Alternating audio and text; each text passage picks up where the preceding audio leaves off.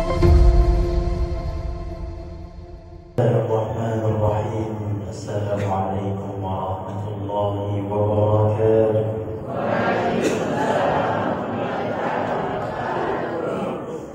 Assalamualaikum warahmatullahi wabarakatuh.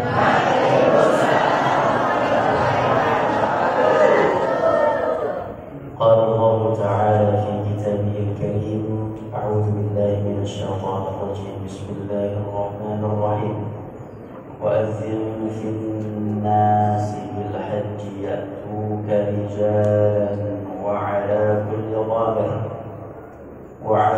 كل ضامر يأتين من كل فج عميق وقال أيضا لن ينال الله لحومها ولا دماؤها ولكن يناله التقوى منكم كذلك سخرها لكم لتكبروا الله على ما هداكم ولعلكم تشكرون الله أكبر الله أكبر الله أكبر ولله الحمد الله أكبر الله أكبر الله أكبر ولله الحمد. Hari ini bertepatan dengan tanggal 13 Zulhijjah. Ialah hari yang dimuliakan Allah sebagaimana dalam hadis Nabi sallallahu alaihi wasallam. Inna a'zamal ayyami 'inda Allah yauman nahri wa yaumal qarr. Sesungguhnya hari yang paling mulia di hadapan Allah pada siang harinya adalah hari Idul Adha, Yaumun Nahr, hari penyembelihan tanggal 10 Zulhijjah, wa Yaumul Qarr, dan Yaumul Qarr atau wa Yaumul Tashriq, yaitu Yaumul Tashriq. Jadi hari ini adalah hari yang paling mulia di sisi Allah, di mana kita berada di penghujung hari Tasyrik. Maka sebelum memulai acara, saya mengundang seluruhnya untuk kita bertakbir. Tapi Ustaz, saya lebarannya hari Rabu. Yang hari Rabu, hari Tasyriknya udah habis kemarin. Yang hari Rabu, Kamis, Jumat, Sabtu, intah. Yang hari Kamis masih ada nih, Kamis, Jumat, Sabtu, Ahad. Tapi enggak apa-apa. Yang hari Rabu pun boleh bertakbir. Sama-sama kita bertakbir. Allahu Akbar.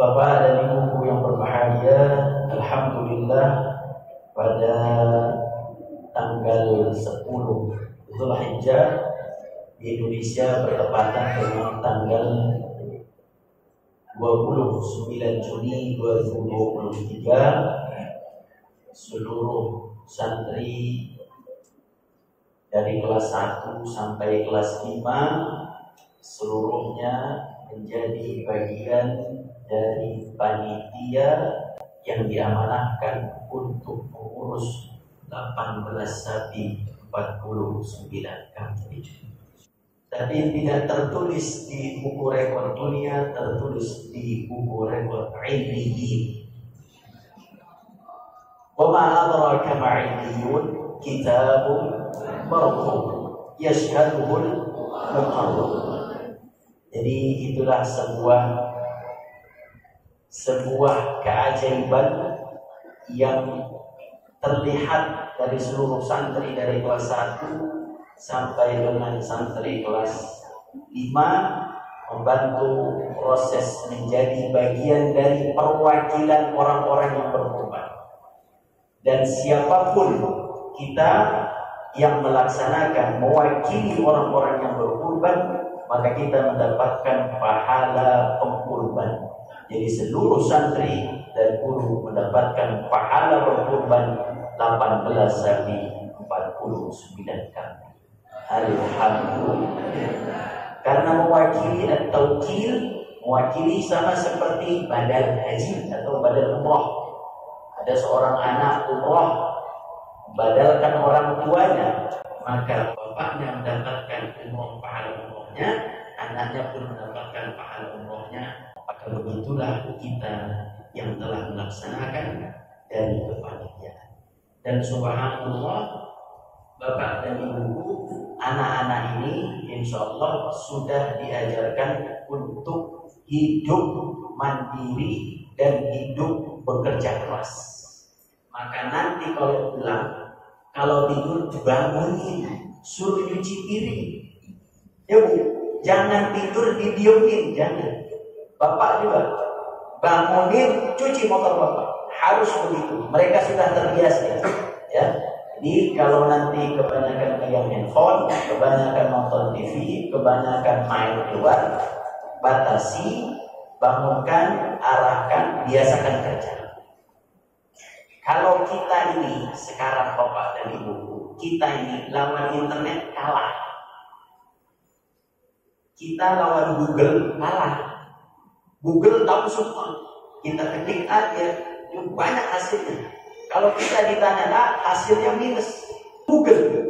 Jadi Google itu lebih hebat dari kita secara ilmu, secara pengetahuan. Tapi Google tidak punya senyuman. Google tidak punya bakti. Google tidak punya rasa hormat. Yang ada semuanya hanya ada di manusia. Maka kamu bisa mengalahkan Google bukan dari ilmu ataupun pengetahuan, tapi kamu bisa mengalahkan Google dari akhlak terhadap orang tua.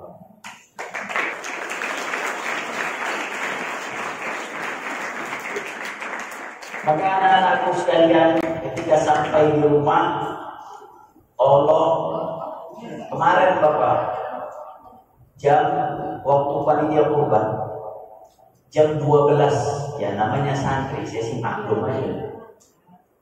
Sama gurunya sebagian udah pada teler karena memang persiapan. Jadi persiapannya itu H-4 sudah rapi, H-2 pelantakan, hancur semua karena hujan deras. Balik lagi kita beres-beres lagi. Memang santrinya sudah capek, sudah lelah. Kemudian 12-an, jam 11-an itu santri sudah mulai oleh, guru juga sama sudah mulai lelah dan seterusnya. Sapi masih ada yang hidup. Hak panitia sudah rapi, hak pengkorban sudah rapi, hak masyarakat sudah rapi, hak pesantren belum rapi. Sapi 450 kilo masih hidup, saya akan menguasai. Maka saya bilang kepada seluruh santri yang sudah selesai, kumpul. Tangan nggak boleh diem.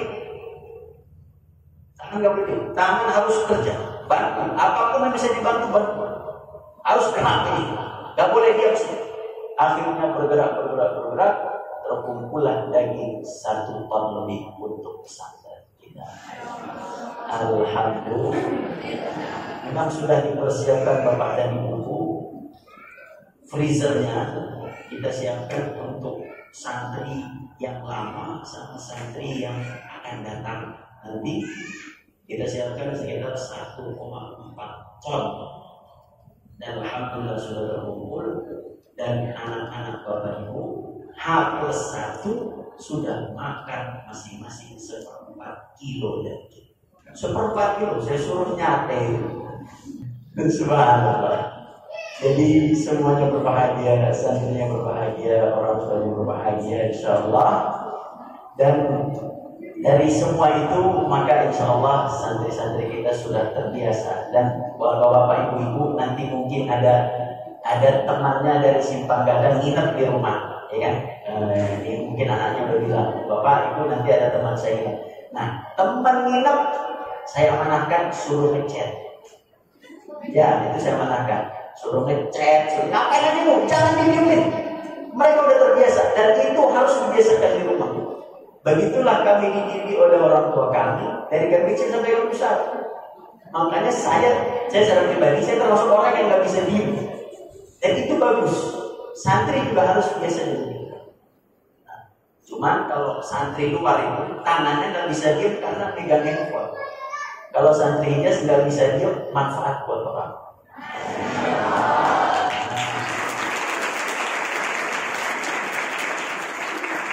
Kita sudah mengalami 2 musim di dalam Islam. Musim yang pertama sudah Ustaz sampaikan. Musim yang pertama adalah ayyam ma'dudat di dalam Al-Quran Al-Baqarah ayat 185, yaitu berkaitan dengan cerita tentang Ramadan. Dan adapun yang kedua adalah musim ayyam ma'lumat, surat Al-Hajj yang tadi dibacakan ayat ke-27, yaitu berkaitan dengan musim bulan Zulhijjah.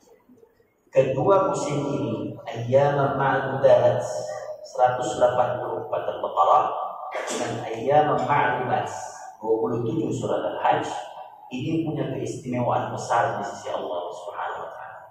Pertama, di ayyam ma'dudat ada malam termulia yaitu malam Lailatul Qadar. Kalaupun di ayyam ma'lumat ada hari paling mulia disebut dengan Yaum Arafah, disebut dengan Yaum Arafah. Pada ayyam ma'dudat Ramadan Lailatul Qadar tidak diketahui, tapi pada ayyam ma'lumat Yaum Arafah diketahui dan kita tidak perlu pusing untuk mencari. Pada ayyam ma'dudat ada 10 terakhir yang mulia, 10 terakhir bulan suci Ramadan. Dan pada ayyam ma'lumat ada 10 hari mulia, bukan di akhir tapi dia berada di awal. Dan hebatnya dari 2 ayyam ma'dudat dengan ayyam ma'lumat, 2 musim ini di akhir ayatnya masing-masing ditutup dengan kalimat yang sama, dengan perintah yang sama, dengan 2 perintah yang sama. Tidak ada perbedaan. Silakan nanti dicek. Yang surat Al-Hajj pada baris sebelah kirinya, yang surat Al-Baqarah pada sebelum penghujung ayatnya. 2 perintahnya yang sama adalah litukabbirullaha ala ma hadakum wa la'allakum tashkurun, agar kalian membesarkan nama Allah dan agar kalian bersyukur kepada Allah Subhanahu wa taala. Mari sama-sama kita besarkan nama Allah. Allahu akbar, Allahu akbar, Allahu akbar. La ilaha illallah, wallahu akbar. Allah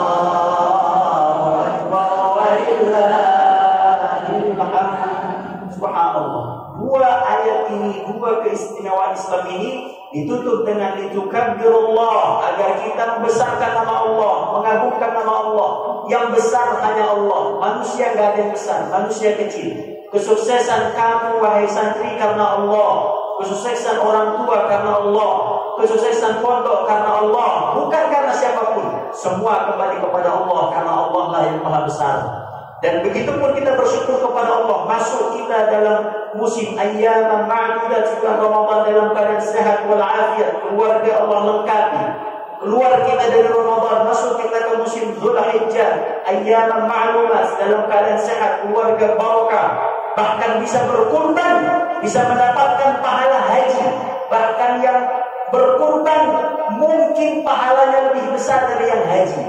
Karena itulah Umar bin Khattab radhiyallahu anhu dan juga Ibnu Umar ketika mereka melihat pada zaman mereka haji datang dipenuhi Masjidil Haram dengan para hujjaj, maka dikatakan kepada mereka, ma'aktsarul hujjaj, sungguh banyak orang yang berhaji saat ini, wahai khalifah.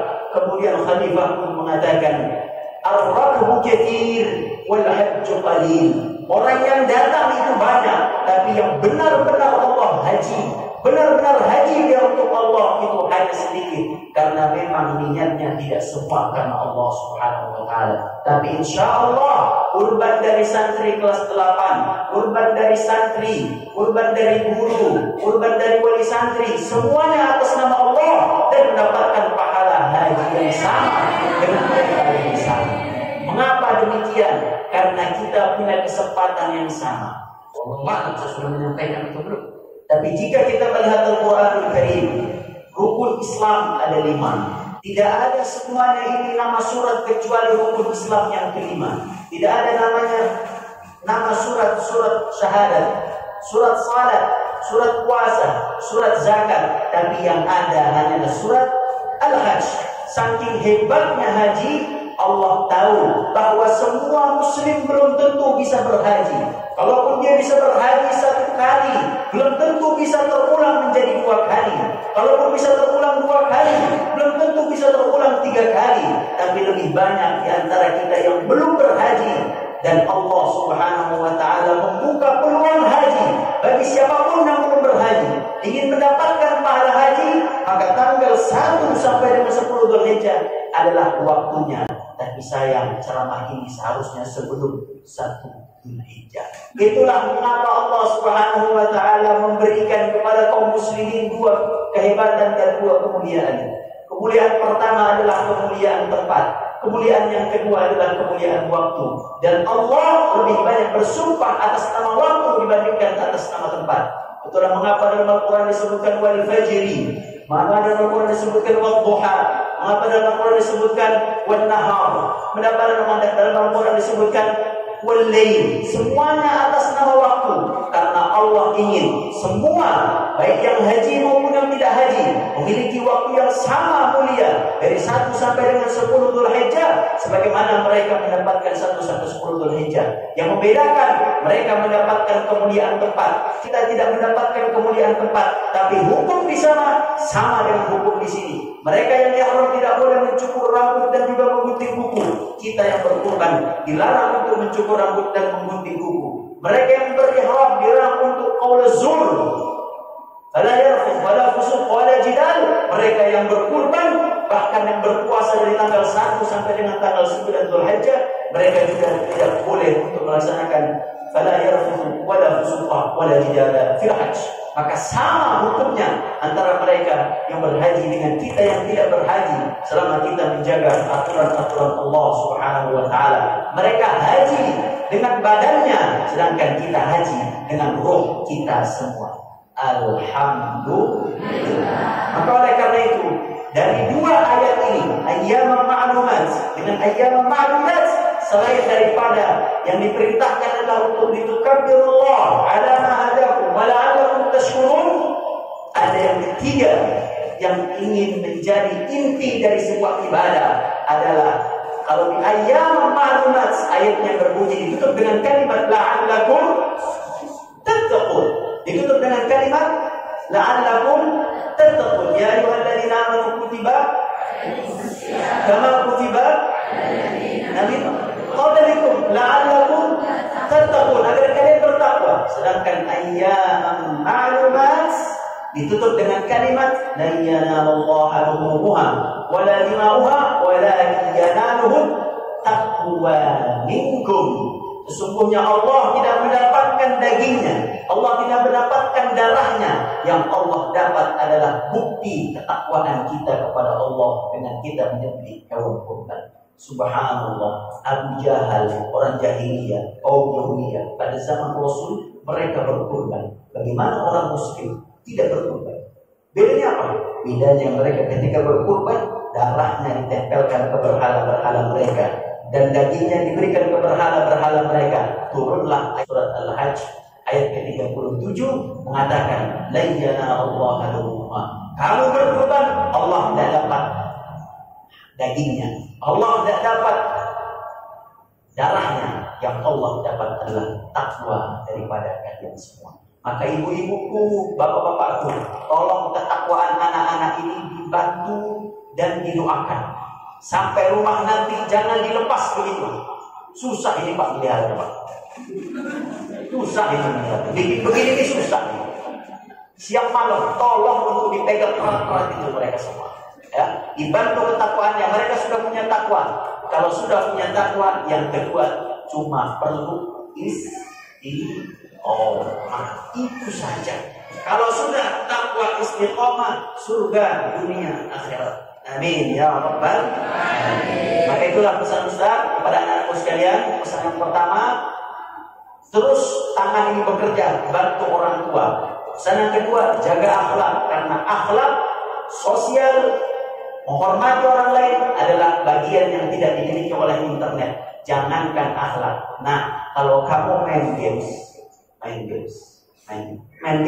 punya handphone kan, jangan main games. Games itu punya akhlak. Dari mana Ustaz? Di sini Ustaz ajarin. Games itu punya akhlak. Akhlaknya, kalau kamu lagi main games, kalau kalah, si game itu bilang, mohon maaf, Anda belum berhasil, silakan coba lagi. Itu berakhlak, ada senyumnya. Bapak, kalau anaknya suruh cuci piring, belum, kemudian cuci piringnya nggak rapi, nggak beres, senyum Pak, jangan sampai kita kalah sama games. Bayangkan, internet saja punya akhlak, bagaimana kita orang tua tidak punya akhlak sama anak? Nah, ini belajar dari games.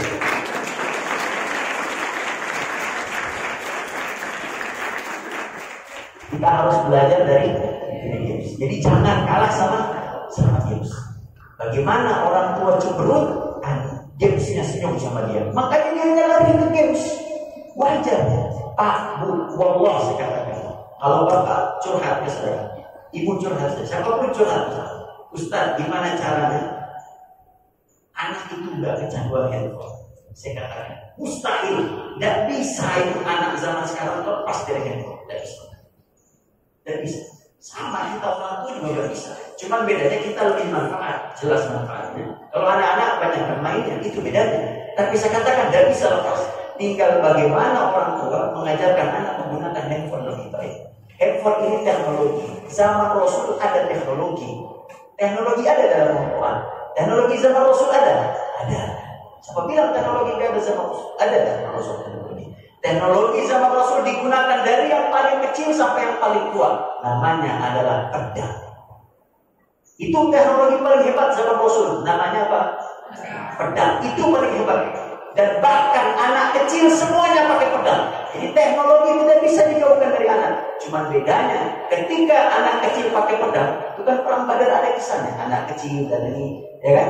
Sahabat yang senior tanya, mana itu Abu Jahal itu. Itu anak kecil, umur 12 tahun, megang pedang. Sama, cuma fungsinya diajarkan oleh orang tuanya, sehingga pedang itu bisa menembus kepada musuh Allah. Seharusnya, sebagai orang tua yang baik, ajarkan kepada anak ini metode bagaimana cara memegang handphone yang baik, agar dia bisa memusnahkan musuh Islam, bukan malah dia menjadi musuh Islam di kemudian hari.